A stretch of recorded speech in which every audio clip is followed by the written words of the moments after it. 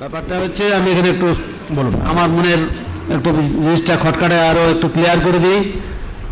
ভাই যে দৃষ্টিকোণ থেকে বিচার করেছেন ততদূর পর্যন্ত ঠিক আছে, কিন্তু এটা হালকা করার কোনো অবকাশ নেই যে আমাদের দেশে যে জশ্নে বুখারী করা হয় সেগুলার ক্ষেত্রে ভাষায় উচ্চারণ করুক আর না করুক, সকলের মনে একটা ধারণা আছে যে খাতমে বুখারীর অনুষ্ঠানে অংশগ্রহণ করলে তাতে বরকত আছে, নেকি আছে, ইত্যাদি ইত্যাদি। সুতরাং আমাদের দেশে এই বরকত হাসিল করার নিমিত্তে অনেক লোক অংশগ্রহণ করে। বাকি থাকলে মিষ্টি খাওয়ার ব্যাপারটা এটা গৌণ, শুধু মিষ্টি খাওয়ার ফাংশন লোক যাবে না। একেবারে যে সমস্ত ভাষা নিয়ে হ্যান্ডবিল ছাপানো হয় এবং লোকেদেরকে ডাকা হয়, তাতে আমি এই জিনিসটা নিয়ে আমি অন্তত পক্ষে ছাত্র জীবনে জামিয়া সালফে বেনারসে আমাদের উস্তাদের সাথে দীর্ঘ মুনাকাশা এ ব্যাপারে হওয়ার পরে আমাদের বছর থেকে টোটাল বন্ধ আছে এই পর্যন্ত। আলহামদুলিল্লাহ এই জিনিসটাকে আমরা ঘৃণা দৃষ্টিতে দেখি। বিশেষ করে আমাদের সালেফে সালেহীন যখন থেকে বুখারী আমাদের দেশে আমাদের সারা বিশ্বে পড়ানো হচ্ছে, এই সমস্ত রেওয়াজগুলো ছিল না। ভারতীয় এসে এরা ফাংশন প্রিয় লোক এগুলো চালু করেছে। এগুলো অবশ্যই ইমিডিয়েট বন্ধ হওয়া উচিত। খুশির একটা হাত আছে এবং সীমানা আছে, এসব করার কোনো অনুমতি দেওয়া যায় না। আমার দেশের মৌলানা সাহেবরা অন্তত পক্ষে নিজে যে হেড মৌলানা সাহেব এবং বুখারী খতম করছেন তারও কিছুটা অ্যাডভার্টাইজের মানসিকতা থাকে যে খাতমে বুখারী। আমি অথচ বেশিরভাগ অনেক জায়গায় অংশগ্রহণ করেছি, তাতে আমি লক্ষ্য করেছি যে খাতমে বুখারী মানে সারা বুখারী গোটায় পড়িয়ে ফেলেছেন, কোনো হক আদায় করেননি, আর একটা হাদিস নিয়ে দুনিয়ার ব্যাখ্যা বিশ্লেষণ সব শুরু করছে, কিছুটা রিয়াও কাজ করছে। সুতরাং এই ধরনের ইবাদত এই কাজ থেকে আমাদের বাঁচাটাই উচিত। যদি তাবাররুকের ইচ্ছা থাকে, কেউ মানে ব্যবসায় উন্নতির উদ্দেশ্যে শরীক হলো জশ্নে বুখারীতে, কেউ নিজের উন্নতির কোনো আরো উন্নতির উদ্দেশ্যে শরীক হলো, তাহলে ওই ধরনের তাবাররুকের নিয়তে জশ্নে বুখারী করা এবং তাতে অংশগ্রহণ করা যায় না। জমেছে, রাত পার হয়ে যাবে। হ্যাঁ দেন বলেন তো সেটা। এখানে আমার তো 10টা পর্যন্ত আছি নাকি? 10টা পর্যন্ত। ভরতপুর থেকে এক ভাই প্রশ্ন করেছেন, তাবলীগ জামাত সাথে আমাদের কেমন আতাত রাখা বা না রাখা, এটা আপনি বলেন। ইসলামী ব্যাখ্যা দিবেন। এটা আপনি বলেন। কেন?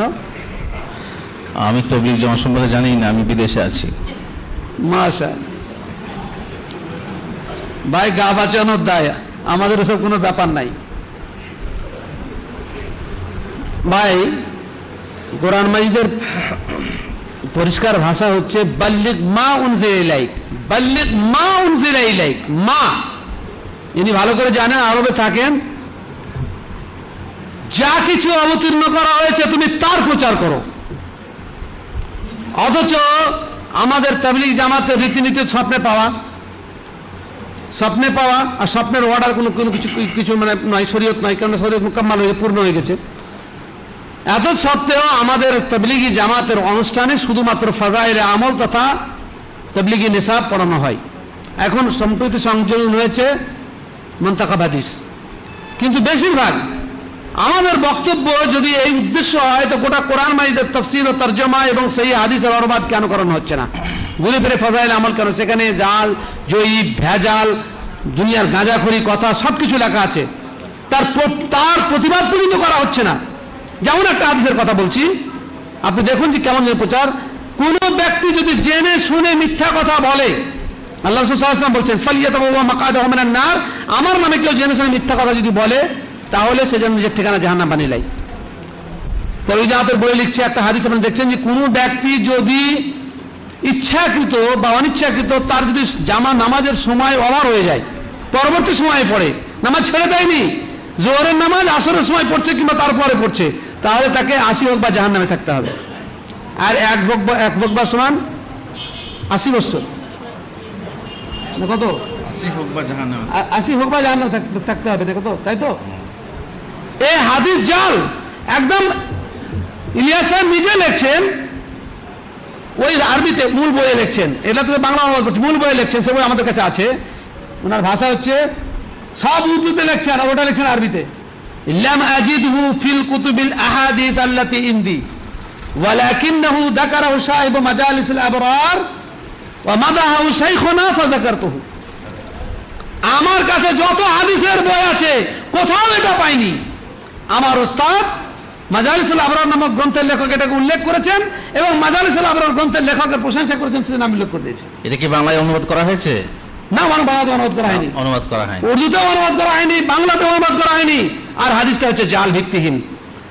মানুষকে কিভাবে মিথ্যা কথা প্রচার করা হচ্ছে, আর কোরআন মাজিদের আয়াত তথা হাদিস প্রচার করা হচ্ছে না। আর যে প্রসেস এবং পদ্ধতিতে তাবলীগ করা হচ্ছে, আল্লাহ রাসূল সাল্লাল্লাহু আলাইহি ওয়াসাল্লামের তরিকাও নয়, সাহাবায়ে কেরামদের তরিকাও নয়। ইসলামে আর তাবলীগ জামাতের মূল নীতির মধ্যে হচ্ছে যে শুধু ভালো কথা বলতে হবে, মন্দ কাজে বিরত করা যাবে না। সেজন্য হারাম ব্যবসায়ীদের কিছু বলা হয় না, হারাম খোরদের জন্য বলা হয় না, পণ লেনদেনের কিছু বলা হয় না, কাউরি জন্য কিছু বলা হয় না, আকীদাও সংশোধন করা হয় না। যে যা করবা সেটা করো, নামাজ পড়ো, খালাস। এই হচ্ছে মানে বক্তব্য। সেজন্য এই ব্যাপারে ডিটেলস আলোচনা করার জন্য প্রচুর বই বেরিয়েছে। আপনারা সে সমস্ত বইপত্র পড়াশোনা করুন, আর বিশেষ করে নিরপেক্ষ দৃষ্টিভঙ্গি নিয়ে ফাদায়েলে আমলকে পড়ুন এবং তাবলীগের লক্ষ্য এবং উদ্দেশ্য পড়ুন, যে এটা তাসাউফ পন্থীদের মানে এটা একটা নূতন আবিষ্কার এবং মানুষকে সেই আকীদার সাথে মানে এই করা উচিত। এ নিয়ে ডিটেলস আলোচনা আছে, এই সংক্ষিপ্ত বিষয় করা যাবে না। সেজন্য আল্লাহ আপনার কাছে ইসলামের যে কোনো কথা আছে সেটা প্রচার করুন, কিন্তু সুন্নাতে রাসূলের তরিকায় করুন। কোনো জিনিস জানা থাকলে আপনার সেটা গোপন রাখা যাবে না। হ্যাঁ, তবে একটা জিনিস বলা ভালো, যে তারা যে মেহনত করছে, যে ত্যাগ স্বীকার করছে, এটা একটা ভালো দিক, সেটা আমাদের হওয়া উচিত।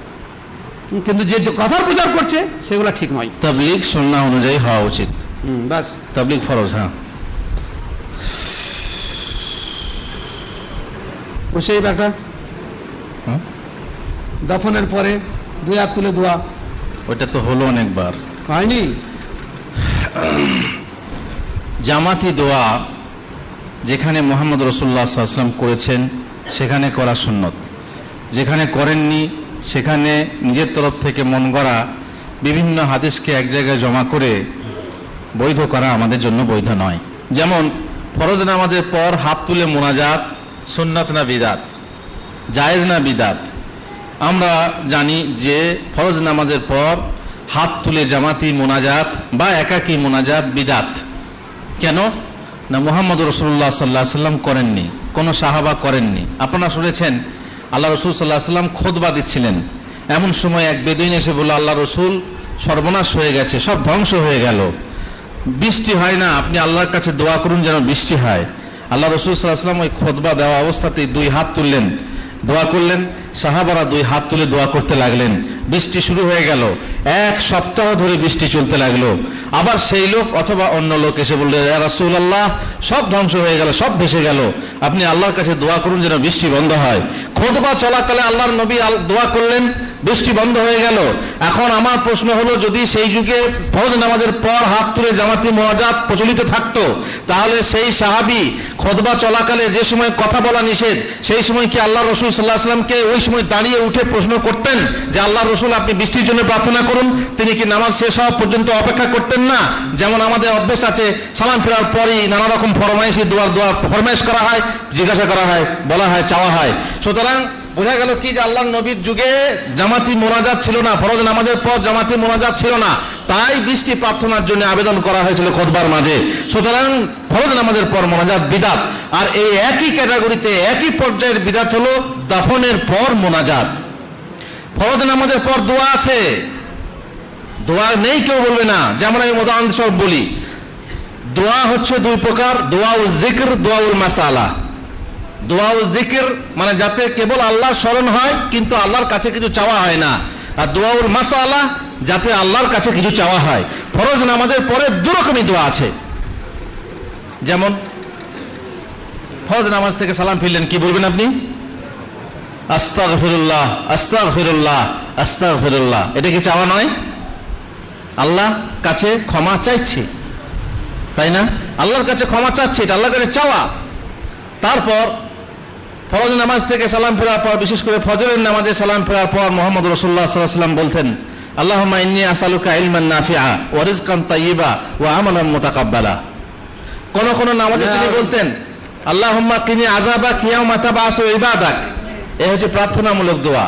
তাছাড়া আরো জিকিরমূলক দোয়া, সুবহানাল্লাহ 33 বার, আলহামদুলিল্লাহ 33 বার, আল্লাহু আকবার 34 বার, বাকি আরো অন্যান্য দোয়া যা আপনারা পড়ে থাকেন, আপনারা জানেন যে ফরজ নামাজের পর দোয়া আছে। নেই হাত তুলে দোয়া। ঠিক দাফনের পর, মুর্দাকে দাফন করার পর দোয়া আছে, আল্লাহর নবী দোয়া করতে বলেছেন, কিন্তু যেটা নেই সেটা হচ্ছে হাত তুলে দোয়া। একই ব্যাপার।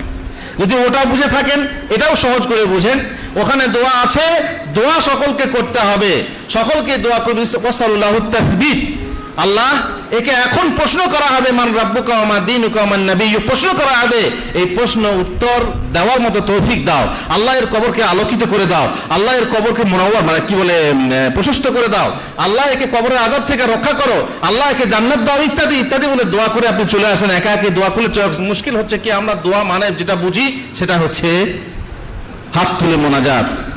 এমনকি যদি কেউ দোয়া চায় তার যদি তাকে বলি আল্লাহ ইয়াশফিক ওয়া ইয়াফিক, তার পেট ভরে না। যতক্ষণ না উজু করবো, কেবলা মুখে বসবো, তারপর দুই হাত তুলে হামদ পড়বো, দরুদ পড়বো, তারপরে দোয়া পড়বো, তারপরে আবার হামদ দরুদ পড়ে সালাম ফিরে মুখে হাত বোলাবো, তখন আমার পেট ভরবে যে হ্যাঁ এতক্ষণে দোয়াটা হলো। অভ্যেস হয়ে গেছে। খালাস আল্লাহ। লম্বা কথা আছে, মোট কথা হচ্ছে যে এটা হচ্ছে বিদআত, এটা ঠিক নয়। যেমন হ্যাঁ বলুন। একটা প্রশ্ন স্পষ্ট হচ্ছে না, কিন্তু প্রশ্নটা একটু জরুরি মনে হচ্ছে। ইমাম আবু হানিফা আমাদের ইমাম, অতএব এনাকে 100% মানতে হবে, এত পর্যন্ত ঠিক আছে। ইনারা দেওবান্দে আলেম, মানে যে লেকচার হয়তো সে বেরেলি যত সম্ভব, বেশ। ইনারা দেওবান্দে আলেম, কোরআন হাদিস ভালোই জানেন, অথচ এরূপ কথা বলেন কেন? বলে কেন যে ইনাকে পুরোপুরি না মানলে গুমরা হয়ে যাবে? কারণ কি বলুন? এ কথা ঠিক। ইমাম আবু হানিফাকে পুরোপুরি না মানলে মানুষ গুমরা হবে, এ কথা 100% শিওর ঠিক। ইমাম আবু হানিফাকে যারা মানবে তাদেরকে 100% মানতে হবে, পুঙ্খানুপুঙ্খ রূপে মানতে হবে, সর্বদিক থেকে মানতে হবে, তার সমস্ত কথাকে মানতে হবে। তার কিছু কথা মানবো কিছু কথা মানবো না, এইরকম করলে সে গুমরা অবশ্যই হবে। ইমামে আজম আবু হানিফা রহমতুল্লাহ আলাইহি যে সকল কথা বলে গেছেন আমরা মানি, আর তার সাথে আমরা সেই কথাটিকেও মানি যে কথায় তিনি বলেছেন ইযা সাহহাল হাদিস ফাহুয়া মাযহাবি, হাদিস সহিহ হলে সেটাই আমার মযহাব। তোমরা আমার তাকলিদ করো না, আবু সুফিয়ানের তাকলিদ করো না, অমুকের তাকলিদ করো না, বরং আমরা যেখান থেকে গ্রহণ করছি সেখান থেকে গ্রহণ করো। ইমামে আজম বলে গেছেন হাদিস সহিহ হলে সেটাই আমার মযহাব। এই জন্য যদি আসল হানাফি কেউ থাকে তো আমি, প্রকৃত হানাফি যারা, তারা আমরা যারা হাদিসের অনুসরণ করি, যারা সহিহ হাদিসের অনুসরণ করি, তারাই হলো আসল হানাফি, তারাই হলো পাক্কা হানাফি। আর যারা সহিহ হাদিসের অনুসরণ করে না তারা গুমরাহ। কেন? তারা ইমামের কথা মানে না। ইমাম বলে গেছেন ইযা সাহহাল হাদিস ফাহুয়া মাযহাবি। কথা উত্তর শেষ না আরো কিছু আছে? এখন প্রশ্ন করতে পারেন যে এটা আছে কোথা, এই কথাটা আছে কোথা, প্রশ্ন করতে পারেন। এই কথা দুরুল মুখতারে আছে, আপনারা যাদের কাছে দুরুল মুখতার আছে তাদের কাছে দেখে নেবেন, অথবা আমাদের কাছে হাওয়ালা আছে, আমাদের কাছে লাইব্রেরি আছে, আপনারা লাইব্রেরিতে আসবেন, এসে এই হাওয়াটা নিয়ে যাবেন। ইমামে আজম আবু হানিফা রাহমাতুল্লাহ আলাইহি ইযা সাহহাল হাদিস ফাহুয়া মাযহাবি কথাটা কোথায় বলেছেন? মক্কা ও মদিনায় 20 রাকাত তারাবি নামাজ হয় কেন? মক্কা ও মদিনায় 20 রাকাত তারাবি শুধু হয় না, মক্কা ও মদিনায় 20 আর 8 28 রাকাত হয়। শুধু 20 রাকাত না, 20 আর 8 28 রাকাত হয় কোনো কোনো রাতে। সুতরাং কেন হয়? যেহেতু এটা নফল নামাজ। মহানবী সাল্লাল্লাহু আলাইহি ওয়াসাল্লামের সুন্নত ছিল 8 আর 3 11 রাকাত। মা আয়েশার হাদিস, এটা হলো সুন্নত, 8 আর 3 11 রাকাত সুন্নত। বাকি রমজানের রাতগুলোতে নফল ইবাদত স্বরূপ যদি কেউ বেশি পড়তে চায় তো পড়তে পারে। এই হিসাবে মুসলমানদের প্রাণকেন্দ্র মক্কাতে মদিনাতে এই নামাজগুলো হয়, যেহেতু সেখানে বিভিন্ন মাযহাবের মানুষ আছে।